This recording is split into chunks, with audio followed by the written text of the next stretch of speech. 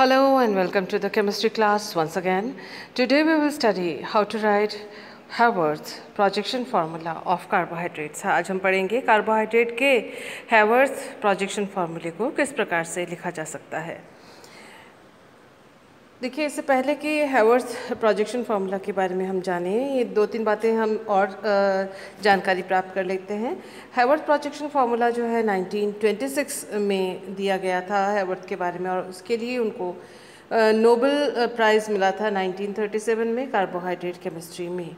Haworth projection formula जो है वो it is not the real picture of the carbohydrate molecule. ये carbohydrate molecule का असली जो है जो रियल पिक्चर है वो उसको नहीं प्रदर्शित करता। Haworth projection formula is useful for understanding the structure. Haworth projection formula जो है उसका जो महत्व है वो है कि कार्बोहाइड्रेट के स्ट्रक्चर को अंडरस्टैंड करना, उसकी संरचना को समझना, उसके लिए वो इम्पॉर्टेंट है कि वो उसका प्राकृतिक या रियल संरचना नहीं है। इससे पहले एक और चीज़ मैं आपको बता दूं, जो Haworth projection formula का इस प्रकार से लिखा हुआ ग्लूकोज का जो इस प्रकार से लिखा हुआ जो फार्मूला है वो उसी से Haworth projection formula को बनाया जाता है, और ये जो इस प्रकार से लिखा हुआ फार्मूला है वो फिशर projection formula के नाम से जाना जाता है। और फिशर प्रोजेक्शन फार्मूले को भी सबसे पहले कार्बोहाइड्रेट्स के लिए भी विस्तृत रूप से ज़्यादा एक्सटेंसिवली यूज़ किया गया था, लेकिन फिशर प्रोजेक्शन फार्मूले से सारी चीज़ें क्लियर नहीं हो रही थी, इसलिए फिर Haworth प्रोजेक्शन फार्मूले का इस्तेमाल किया गया। तो इससे पहले कि हम Haworth प्रोजेक्शन फार्मूला और फिशर प्रोजेक्शन फार्मूले से Haworth प्रोजेक्शन फार्मूले को कैसे प्राप्त करते हैं, इन सब चीज़ों के बारे में जानें। याद कर लेते हैं एक दो चीज़ें जो हमने इससे पहले भी पढ़ी थी कि डी ग्लूकोज C6H12O6 इसका फार्मूला है, और दो एनोमर इसके होते हैं। वो एनोमर जो है उसके ग्लाइकोसाइडिक लिंकेज बनने की वजह से होते हैं, और एनोमर्स जो होते हैं वो कार्बोनाइल जो फंक्शन है, जो एल्डिहाइडिक फंक्शन है जो C1 है, उसका ग्लाइकोसाइडिक लिंकेज बनने के बाद जब ये sp3 में परिवर्तित हो जाता है sp2 कार्बोनाइल से, तब जो C1 है वो कायरल हो जाता है और वो ग्लाइकोसाइडिक लिंकेज बनाता है, और जिसकी वजह से C1 जो है उस पर कायरल होने की वजह से अगर OH राइट में है तो उसको अल्फ़ा डी ग्लूकोज कहा जाता है, और C1 अगर लेफ्ट में है तो इसे बीटा डी ग्लूकोज कहा जाता है। इससे पहले वाले वीडियो और लेक्चर में हमने इस चीज़ को देखा था। और C5 अगर में जो कि कायरल है ग्लूकोज के C5 पाँचवें नंबर कार्बन पर अगर OH राइट हैंड साइड में है, दाईं ओर है, तो उसको डी आइसोमर कहा जाता है, यानी डी ग्लूकोज कहा जाता है। तो इन सब बातों को समझते हुए, याद रखते हुए, आइए देखते हैं फिशर प्रोजेक्शन फार्मूला और Haworth प्रोजेक्शन फार्मूले को किस प्रकार से एक दूसरे से पाया जा सकता है।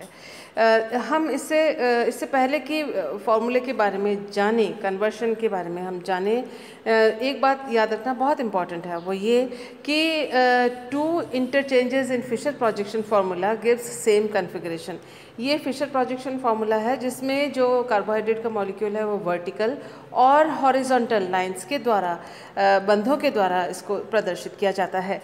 इस किसी भी फिशर प्रोजेक्शन फार्मूले में या इस प्रकार से जहाँ वर्टिकल और हॉरिजॉन्टल लाइंस के द्वारा सीधी रेखा और इस तरह से लंबवत रेखा और इस तरह से जो समानांतर रेखा के द्वारा जब हम प्रदर्शित करते हैं किसी भी फार्मूले को, तो ये जो सेंटर होता है वो कायरल कार्बन को प्रदर्शित करता है। उस पर चार अलग अलग ग्रुप अगर लगे हुए हों तो वो कायरल कार्बन होगा, और इस कार्बन के किसी दो समूह को, मान लीजिए A और B है, इनको अगर हम एक बार एक्सचेंज करें, यानी यहाँ लिखें A और यहाँ लिखें B, तो ये फार्मूला और ये फार्मूला वास्तव में एक दूसरे के प्रतिबिंब रूप होंगे, इनैंशियोमर्स होंगे और मिरर इमेजेस होंगे, और इनकी जो कॉन्फ़िगरेशन इस कार्बन एटम की जो यहाँ पर है और इस कार्बन एटम की, वो एक दूसरे के जस्ट विपरीत या मिरर इमेज या प्रतिबिंब रूप होगी।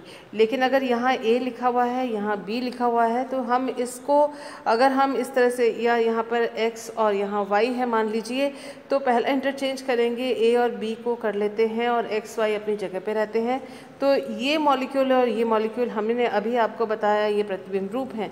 एक और एक्सचेंज अगर कर लेते हैं, मान लीजिए कि यहाँ हमने इन दोनों को एक्सचेंज किया, सपोज़ हमने यहाँ लिख लिया A और यहाँ लिख लिया X, और ये B को यहाँ छोड़ते हैं, ये तीसरी बार हम लिख रहे हैं, यहाँ Y है।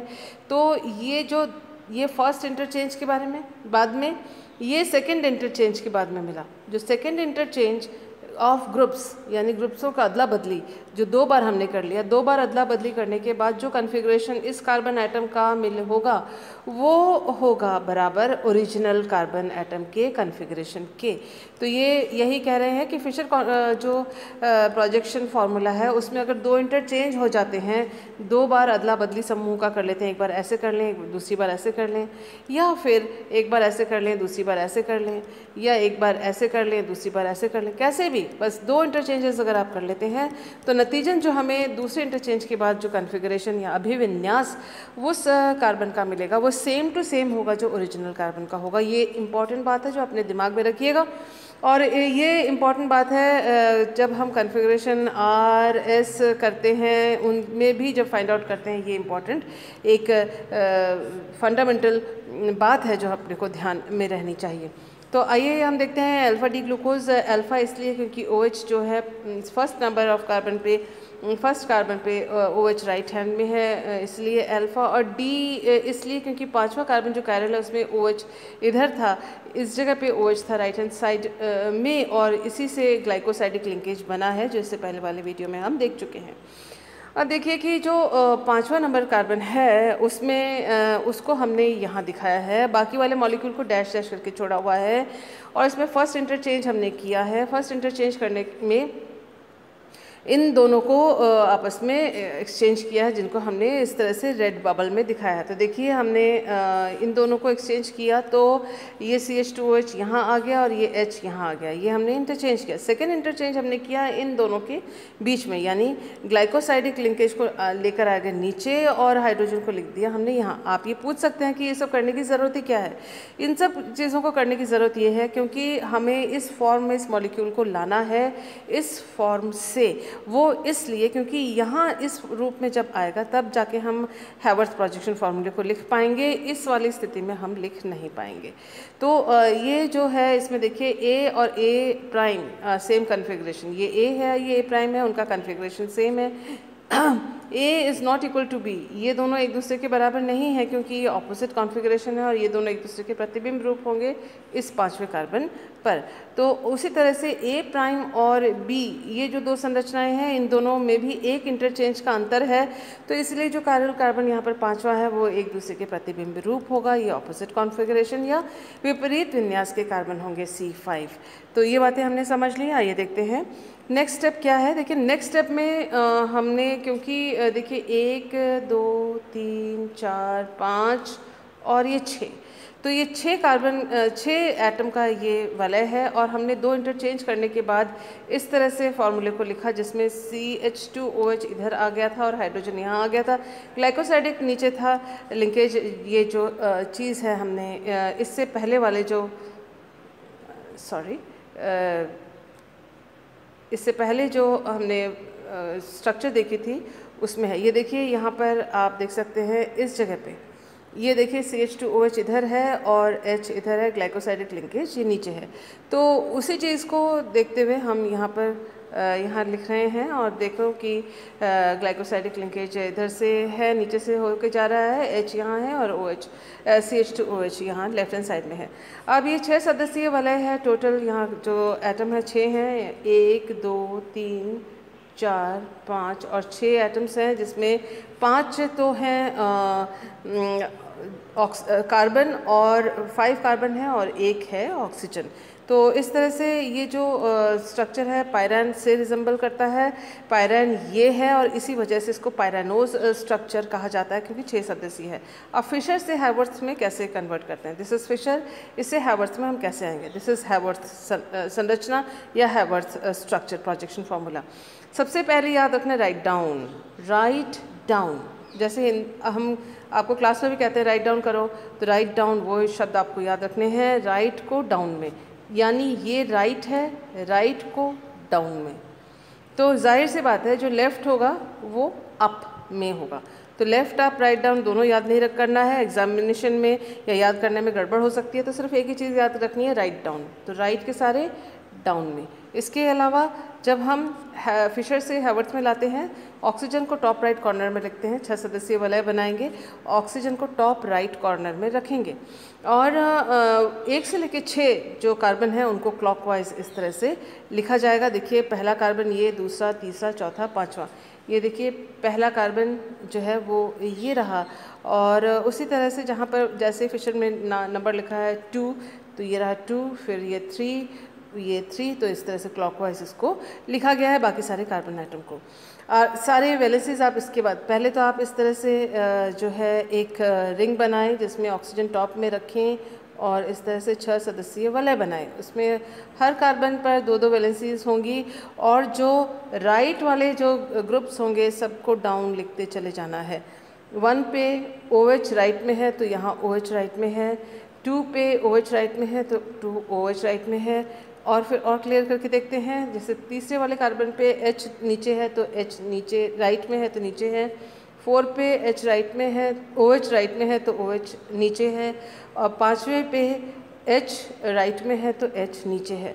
और जो लेफ़्ट वाले ग्रुप है वो उसी तरह से 1 पे H लेफ़्ट में है तो वो H ऊपर, ये H लेफ़्ट में ऊपर, ये OH ऊपर 3rd में, 4th में H ये रहा, और 5th में CH2OH लेफ़्ट में है तो 5th में वो ऊपर रहा।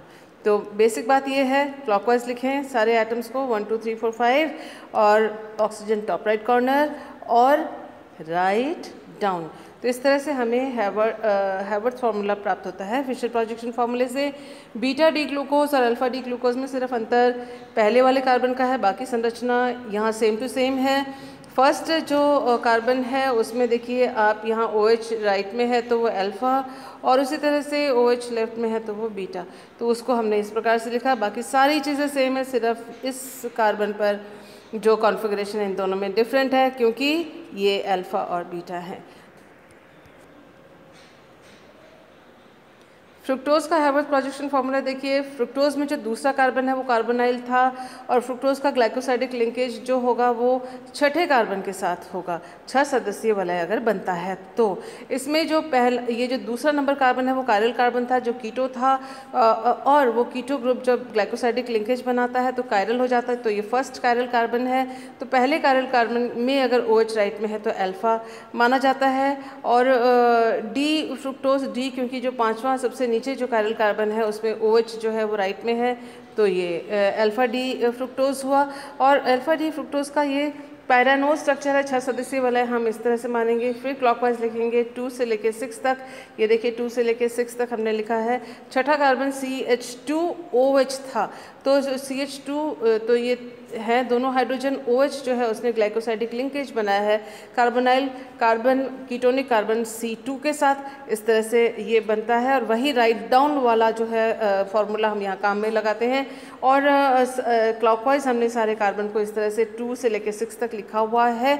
आप देख सकते हैं जो कार्बन नंबर 2 है उसमें लेफ्ट हैंड साइड में जो है वो CH2OH है, और आप देख सकते हैं राइट में OH है तो राइट में OH डाउन, 2 में, 3 में राइट में H डाउन, 4 में राइट में OH डाउन, 5th में राइट में OH डाउन, और 6th में दोनों हाइड्रोजन हैं तो ये दोनों हाइड्रोजन यहाँ लगाए गए हैं। इस प्रकार से हम इसको फॉर्मूले को करते हैं। ये जो था ये फ्रुक्टोज का फॉर्मूला था ग्लाइकोसाइडिक लिंकेज वाला, उसमें 2 एक्सचेंज करें या ना करें बात एक ही, क्योंकि इसके अंदर फिर ये जो है ये दोनों सेम टू सेम कार्बन है, कायरल कार्बन ये नहीं है, तो इसलिए इसको हमने इस प्रकार से लिखा हुआ है क्योंकि इसमें एक्सचेंज करने की आवश्यकता नहीं है, ये कायरल नहीं है तो इसको हमने इस प्रकार से लिखा हुआ है। इसी तरह से जो है ये अल्फ़ा डी फ्रुक्टोज है और ये है beta D fructose. Beta D fructose और अल्फ़ा डी फ्रुक्टोज के संरचना में इसमें लिख लीजिएगा आप बीटा डी फ्रुक्टोज फ्रुक्टोज लिख लीजिएगा इस संरचना के नीचे। इन दोनों में अंतर सिर्फ आप देखिए इस कार्बन पर है, जहाँ पर OH अगर राइट में है या हैवर्थ में डाउन में है तो वह अल्फ़ा, और इसी पहले कार्बन या कार्बोनाइल कार्बन में OH अगर ऊपर है तो ये, या फिर OH लेफ्ट में है तो ये बीटा। बाकी जितनी जो संरचना है, बाकी जो पोजीशन है वो सेम टू सेम है। इसी तरह से आप देखिए फ्यूरानोज स्ट्रक्चर को भी लिख सकते हैं। फ्यूरानोज जो है वो 5 सदस्यीय वलय है और आप देख सकते हैं कि इस तरह से 5 सदस्यीय वलय बनी है। ये ऑक्सीजन 1, 2, 3, 4 और 5 सदस्यीय वलय है। इसमें भी जैसे कि हमने ग्लूकोज में किया था, फर्स्ट इंटरचेंज करें तो ये ग्रुप्स जो हैं ये और ये ग्रुप के बीच में इंटरचेंज किया गया है, तो इस तरह से हो जाता है। देखिए ये ग्लाइकोसाइडिक नीचे आ गया है और आप देख सकते हैं CH2OH इधर चला गया है। तो ये दोनों के बीच में फर्स्ट इंटरचेंज था, सेकंड इंटरचेंज इन दोनों के बीच में किया गया, तो ये आपस में इधर हो लिए हैं। तो ये जो स्ट्रक्चर है और ये स्ट्रक्चर है सेम है और इसको बेस करते हुए हमने फॉर्मूले को लिखा और फॉर्मूले को हमने इस प्रकार से लिखा, यानी ये स्ट्रक्चर और ये स्ट्रक्चर सेम है, जिसमें जो लास्ट वाला जो कायरल कार्बन है वो उसकी स्थिति जो है हमने इस प्रकार से लिखी है, जो हमें यहाँ पर प्राप्त हुई थी इस कार्बन से। यहाँ से यहाँ तक गए तो इस वाले कार्बन को यहाँ पर हमने इस प्रकार से लिखा, यानी ये स्ट्रक्चर दोनों सेम है। फिर इससे वही राइट डाउन वाला जो हमने हैवर्थ का लिया है वही हमने किया है। देखिए C2 ये देखिए क्लॉकवाइज लिखा हुआ है, C2, C3, C4, C5। इसी तरह से 5 सदस्यीय वलय को हमने यहाँ लिखा है 2, 3, 4, 5, यहाँ क्लॉकवाइज डायरेक्शन में लिखा है। ऑक्सीजन को टॉप में रखा हुआ है और राइट जो है वो सारे डाउन में है। ये देखिए OH, दूसरे नंबर कार्बन पे OH, H, ये H, फिर OH, ये OH, फिर H, फिर H। तो इसी तरह से राइट डाउन किया हुआ है। अगर ये अल्फ़ा डी फ्रुक्टोज है, क्योंकि दूसरे वाले कार्बन पे OH राइट हैंड साइड में है, तो बीटा डी फ्रुक्टोज में OH जो होगा वो लेफ़्ट साइड में होगा। तो यहाँ जो है कन्फिग्रेशन में अंतर आएगा, पोजीशन में। ये देखिए पोजीशन में अंतर आ गया इसमें और इसमें, और ये बीटा डी फ्रुक्टोज है। बाकी जो सारी संरचना है यहाँ और यहाँ, सॉरी यहाँ नहीं, यहाँ से 3 से लेके 5 तक, यहाँ भी देखिए 3 से लेके 5 तक बाकी संरचना एक जैसी है। H, H, OH, OH, H, H और ये CH2OH, CH2OH। तो इस तरह से आप एक संरचना से दूसरी संरचना लिख सकते हैं। वीडियो को 2-3 बार देखिए, हाथ से अपने लिखकर प्रैक्टिस कीजिए, पॉज करके देखिए और उसको रिपीट कीजिए, आपको लिखना आ जाएगा। मुझे उम्मीद है आज का ये वीडियो आपको हैवर्थ प्रोजेक्शन फार्मूला लिखने में सहायता देगा, आपको याद करने में इजी रहेगा और समझने में इजी रहा होगा। फिर भी अगर कोई दिक्कत हो तो आप मुझे पर्सनली व्हाट्सएप पे हैवर्थ प्रोजेक्शन फार्मूला के डाउट के लिए लिख सकते हैं। Thank you for being with me.